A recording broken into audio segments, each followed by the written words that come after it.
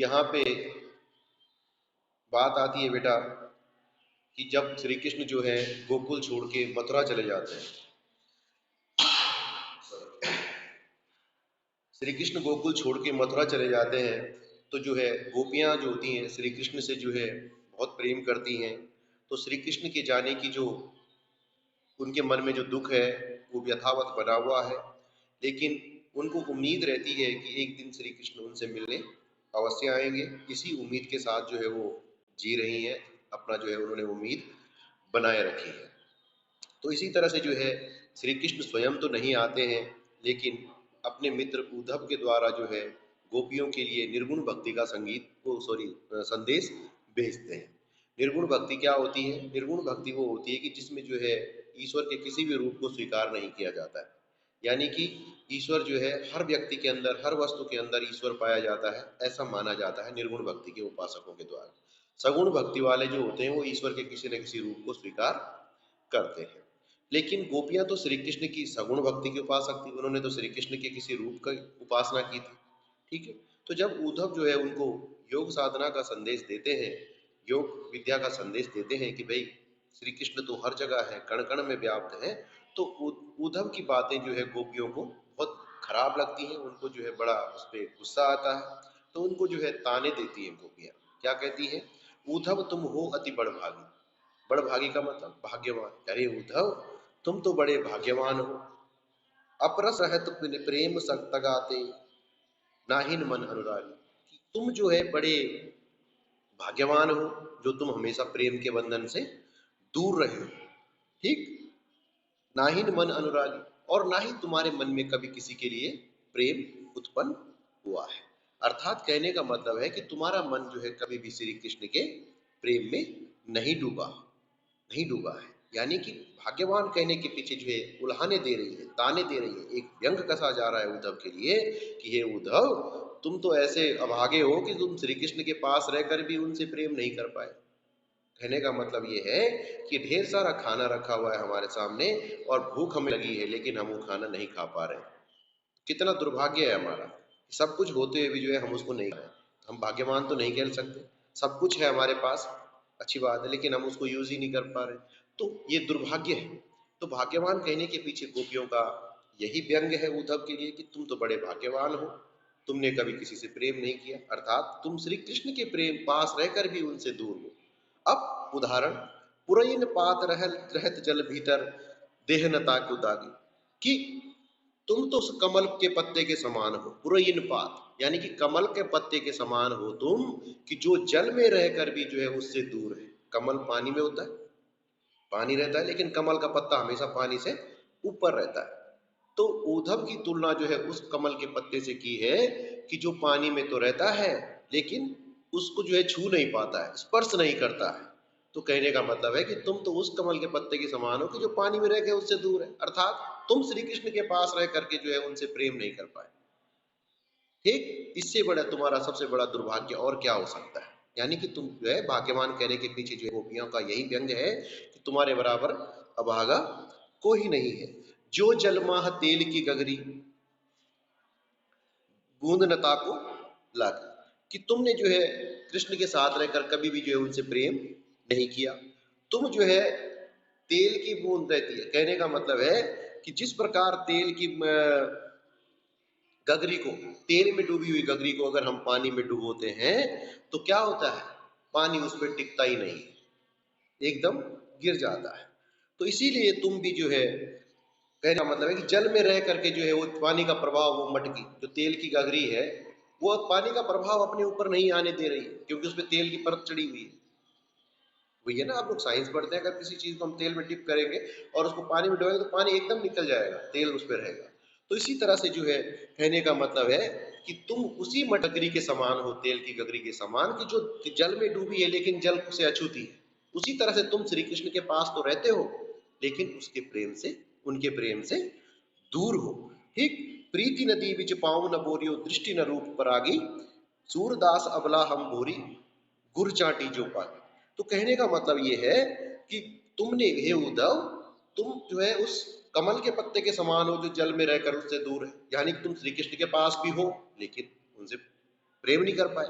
उस तेल में डूबी हुई गगरी के समान वो जो जल में डूबी, लेकिन उसने जल का प्रभाव अपने ऊपर नहीं होने दिया। यानी कि तुम श्री कृष्ण के पास तो रहे, लेकिन तुम उनको जो है अपने मन में नहीं बसा पाए। ये उल्हाने जो है गोपियों के द्वारा उद्धव को दिए जा रहे हैं। ठीक है बेटा, प्रीति न तुमने तो कभी प्रेम रूपी नदी में जो है पांव डुबोया ही नहीं है। तो इस तरह से जो है सूरदास जी कहते हैं, गोपियां उद्धव से कहती हैं कि हे उद्धव, हमारी तो यही स्थिति है कि जिस प्रकार जो है हम तो अबला गोपियां हैं, जिस प्रकार जो है चींटियां गुड़ से लिपट जाती हैं, जितनी प्रेम चींटी जो है गुड़ से करती है उसमें लिपट जाती है, कभी कभी लिपट के उसमें जो है उसके हाथ पैर उसी में चिपक जाते हैं, मर भी जाती है, लेकिन वो फिर भी उसको मुंह नहीं छोड़ती। उसी तरह से हम भी जो है श्री कृष्ण के प्रेम में क्या है, लिपटी हुई है। हम उन्हें छोड़ना बहुत ही हमारे लिए नामुमकिन है।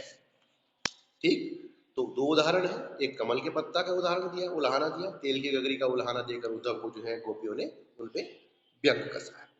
दूसरा, अब जब उद्धव द्वारा गोपियों की योग साधना का संदेश दिया जा रहा है तो उनकी पीड़ा और बढ़ जाती है। जब वो उद्धव उनको योग संदेश देते हैं तो एक गोपी दूसरी सखी से क्या कहती है कि मन की मन ही मांझ रही, कहिए जाए कौन पे उद्धव नाही परत कही, अवधि आधार आस आवन की तन मन व्यथा से। कि अब उद्धव, एक गोपी जो है दूसरी सखी से कह रही है, उद्धव को उल्हाना दे रही है कि कहते हैं कि हे उद्धव, मन की मन ही मांझ रही, अब तो हमारे प्रेम जो मन की बात थी वो हमारे मन की मन में ही रह गई। कहीं जाए कौन पे उद्धव बात न कहे, अब हम जो है किससे अपनी मन की व्यथा कहेंगे। अब तो हमारी जो बात मन में थी वो मन की मन में ही रह गई है, अब हम जो है अपने मन की व्यथा किससे कहें। ठीक, तो हे उद्धव, अवधि आधार आस आवन की तन मन व्यथा से, अभी तक तो हमें अवधि, अवधि माने समय, असार, आधार आस आवन की आशा थी एक आने की, अभी तक तो हमें जो है श्री कृष्ण के आने की उम्मीद थी कि एक दिन श्री कृष्ण क्या करेंगे, आएंगे और हमें अपना दर्शन अवश्य देंगे और हम अपनी मन की व्यथा उनसे कहेंगे। लेकिन इसी के लिए जो है हमने दिन रात कष्ट भी सहे। ठीक, अब इन जोग संदेश सुनी सुनी विरह अग्नि विरह विरहीन विरह दही, यानी कि अब जो हमारे तुम्हें ये योग का संदेश हमें दे रहे हो, इससे क्या हो रहा है, हमारे मन की जो व्यथा थी वो और ज्यादा बढ़ रही है। पहले तो हम दुखी थे, एक उम्मीद के साथ हम जी रहे थे कि श्री कृष्ण आएंगे, हमें दर्शन देंगे और हम अपने मन की व्यथा उनसे कहेंगे। लेकिन अब ये जो तुमने अग्नि, ये जो विरह का जो संदेश तुमने जो है हमें जो योग का संदेश तुम दे रहे हो, इससे जो है क्या हो गई, गोपियों की जो विरह की अग्नि थी वो और ज्यादा बढ़ गई। कहने का मतलब वही था, गोपियां उद्धव को कह रही हैं कि पहले तो हमें उम्मीद थी, लेकिन अब हमारी वो उम्मीद भी टूट चुकी है। चाहत होती गुहार जिते ते उतही धार बही, सूरदास अब धीर धरे क्यों मर्यादा न रहे। तो वही कह रही वो कि अब जो है हम ये चाह रही थी कि श्री कृष्ण हमसे मिल लेंगे, हमारी जो प्रेम की भावना है वो संतुष्ट होगी, हम अपने मन की बात श्री कृष्ण से कहेंगे, लेकिन उन्होंने तो उल्टा हमारे लिए योग का संदेश भेज दिया है जो हमें उनसे हमेशा के लिए दूर करना चाहता है। तो सूरदास कह रहे हैं कि गोपियां कहती है कि हे उद्धव, हम तो भोली भाली स्त्रियां हैं, हमने जो है कृष्ण के लिए जो है नहीं, अब हमने जो श्री कृष्ण के प्रति जो है अपनी प्रेम में कोई कमी नहीं है हमारे, हम दिन रात जागते सोते जागते उन्हीं का स्मरण करती है, लेकिन उन्होंने जो है अपनी मर्यादा को त्याग दिया है। उन्होंने जो है हमारा प्रेम निभाने की बजाय क्या कर दिया, हमें धोखा दिया है। इसलिए जो है अब हम धैर्य धारण कैसे करें। तुम हमें धैर्य धारण करने को कहते हो कि भाई तुम धैर्य धारण करो, श्री कृष्ण आएंगे तुमसे मिलेंगे, लेकिन श्री कृष्ण ने तो अपनी मर्यादा का पालन ही नहीं किया। एक राजा का धर्म क्या होता है कि वो अपनी प्रजा की सुख दुख की रक्षा करे, अपने प्रजा को हर तरफ से सुख पहुंचाने का काम करे, लेकिन श्री कृष्ण ने तो हमें सुख देने की बजाय क्या कर दिया, दुख। यानी कि उन्होंने जो है अपनी मर्यादा का सही तरह से पालन नहीं किया। ठीक, अब तीसरे दोहे, गोपियां जो है उद्धव से कहती, जब योग साधना की बात आती है उद्धव उनको फिर समझाते होंगे कि भाई वैसा नहीं है, श्री कृष्ण तो हर जगह मौजूद है, तुम उनको जो है किसी भी रूप में जो है स्वीकार कर सकती हो। तो गोपियां कहती कि नहीं ये उद्धव, ऐसा संभव ही नहीं है। क्यों, उदाहरण दे रही है, हरि हमार हारिल की लकड़ी, मंद करम वचन नंद उर, यह दृढ़ कर पकड़ी। कि गोपियां अब एक हारिल पक्षी का उदाहरण दे रही है कि श्री कृष्ण तो ऐसे हैं कि जैसे हारिल पक्षी की लकड़ी होती है, हमारे लिए ऐसा है। हारिल पक्षी होता है बेटा कि वो अपने पंजे में एक लकड़ी हमेशा दबा के रखता है, उसे कभी नहीं छोड़ता। तो गोपियां भी कहती हैं कि जिस प्रकार जो है हारिल पक्षी अपने पंजे में जो है एक लकड़ी को दबोच के रखता है, पकड़ के रखता है, वो उसे कभी नहीं छोड़ता। हम भी जो है श्री कृष्ण के प्रेम में जो है इतनी, हमने श्री कृष्ण को अपने तन मन में जो है इस तरह से बसा लिया है कि हम उनके प्रेम को उन्हें छोड़ नहीं सकते। यानी कि श्री कृष्ण हमारे लिए कैसे है कि जैसे हारिल पक्षी के लिए उसकी लकड़ी है, वो उसे कभी नहीं छोड़ता, और श्री कृष्ण को भक्ति को जो है हम भी नहीं छोड़ सकते हैं। जागत सोवत स्वप्न दिवस से कहान कान, हम तो क्या है, सोते जागते उठते खाते सोते हर समय जो है श्री कृष्ण को ही रटती रहती है। सुनत जोग लागत है जैसे जो कड़वी ककड़ी। अब तुम्हारी जो योग साधना का संदेश है, ये तुम्हारी योग की बातें जो है हमें ऐसी लग रही है कि जैसे कड़वी ककड़ी, क्योंकि न तो कड़वी ककड़ी को खाया जा सकता है, न उसका स्वाद अच्छा होता है, नहीं खा सकते ना। तो जिस तरह से जो है कड़वी ककड़ी को नहीं जा सकता, उसी तरह से हमारे द्वारा जो है तुम्हारे योग संदेश को नहीं अपनाया जा सकता। यानी कि तुम्हारा योग का जो संदेश है वो एक कड़वी ककड़ी के समान है, जो बिल्कुल हमें अच्छा ही नहीं लग रहा है। ठीक। सुतो व्याध हमको लेके आए, ले आए, देखी जो सुनी न करे। तुम तो हमारे लिए ऐसी बीमारी, व्याधि बीमारी के लिए बोल, तुम तो हमारे लिए एक ऐसी बीमारी ले आए हो जो हमने आज तक न तो देखी है न सुनी है। क्योंकि गोपियां जो है सगुण भक्ति की उपासक है, और उद्धव क्या है, निर्गुण भक्ति का संदेश लेके आए। ठीक है। तो ये कहते हैं सूरदास, ये सूरत नहीं लेपो जिनके मन चक्री। गोपियां कहती है कि हे उद्धव, अपना ये योग ज्ञान का संदेश तुम उन लोगों को सुनाओ, उन लोगों को जाके दो जिनका मन अस्थायी है, स्थिर नहीं है।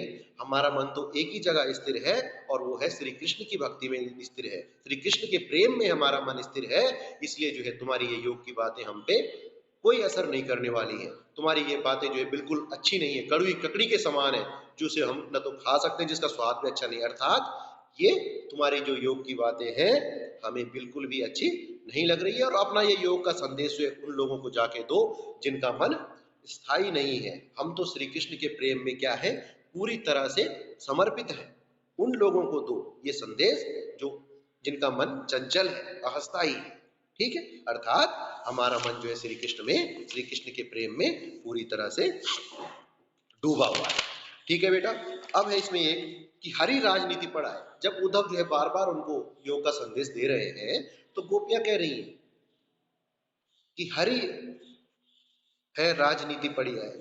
कि ये कहती है कि ये सखी, गोपियां जो है उद्धव से कह रही हैं, अब आपस में भी बात कर रही हैं सखियों से, सारी सखियां मिल करके जो है कि हे उद्धव, हरि है राजनीति पढ़ा है। श्री कृष्ण ने लगता है कि राजनीति पढ़ ली है। वो चाहे क्या हो गए हैं, एक तो चतुर हुते पहले ही अब गुरु ग्रंथ पढ़ा है। एक तो जो है हे भंवरे उद्धव, मैं समझ गया, हम समझ गई हैं कि तुम क्या किस तरह से जो है हमें उल्हाने वो मतलब हमें बरगला रहे हो, हमारा ध्यान जो है दूसरी तरफ निर्गुण भक्ति की तरफ मोड़ रहे हो। पहले तो तुम बहुत चालाक हो, उद्धव के लिए कह रही है। अब तो सीधा गुस्सा आ गया उनको उद्धव पे कि हे उद्धव, तुम तो पहले ही चालाक थे, लेकिन अब तुम्हारे गुरु यानी कि जो तुम्हारे मित्र श्री कृष्ण है, उन्होंने तुम्हें यहाँ पे जो है पाठ पढ़ा के पूरा समझा बुझा के भेजा है। कहने का मतलब है कि अब तुम्हारी बात में क्या हो गया है, छल कपट आ गया है। हम श्री कृष्ण की चालाकी भी समझ गए। ठीक। बड़ी बुद्धि जानी जो उनकी जोग संदेश बटाए। अब हम जो है उनकी चालाकी को समझ चुके हैं। ठीक। उद्धव भले लोग आगे के परहित डोलक धाय। मतलब वो कहने का मतलब है कि अगर उन्होंने जो है बहुत चालाकी की, उनको ये लगा कि हम योग का संदेश सुनकर के उनको भूल जाएंगे, तो ये तो संभव ही नहीं है। ठीक है बेटा।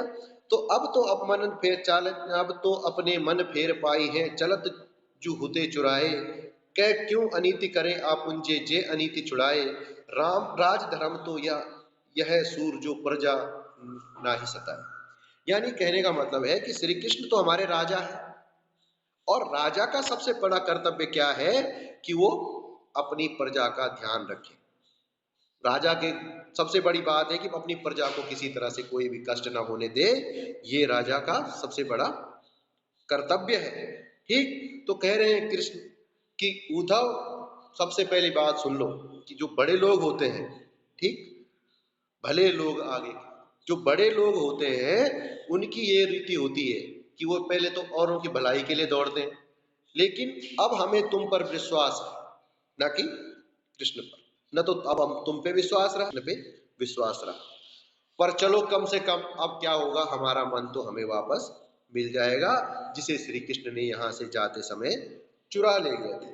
अब ये कह रही है, अब देखो उम्मीद खत्म हो गई। पहले तो एक उम्मीद थी उनकी कि श्री कृष्ण आएंगे, मिलेंगे, तो इस तरह से जो है वो कहती है कि उद्धव, अब हमें विश्वास हो गया है कि शायद जो है तुम बहुत चालाक तुम पहले से थे, तुम्हारे मित्र ने तुम्हें और भी जो है चालाकी समझाकर यहाँ पे भेजा है। तो यही कहती है कि भाई राजा का धर्म ये होता है कि अपनी प्रजा का ध्यान रखें, अपनी प्रजा के सुख दुख का ध्यान रखें, अपनी प्रजा को अन्याय से बचाएं। यही जो है एक राजा का सच्चा धर्म होता है। तो इस तरह से जो है उद्धव को जो है गोपियों ने बड़ा उल्हाने दिए, उन पे बड़ा गुस्सा भी किया। ठीक, तो इस तरह से जो है बेटा आज आपका ये हो गया है भावार्थ।